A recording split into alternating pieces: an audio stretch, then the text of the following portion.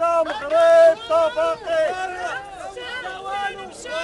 حكومة والو والو والو والو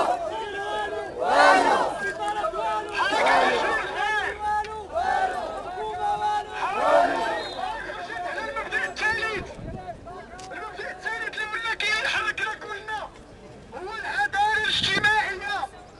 المغرب ديال البارح اللي كان فيه التضامن، المغرب ديال البارح اللي كان فيه الناس كيتعاونوا اليوم ولا غابة، ولا الكبير ياكل الصغير، ولا اللي عنده يطحن اللي ما عندوش، ولا اللي راكب يطحن اللي ما راكبش، ولا اللي حاكم يطحن المحكوم. حنا بغينا العدالة الاجتماعية، ناس كتزيد وتغنى وناس اخرى كتزاد وتفقر. هادشي علاش خرجنا.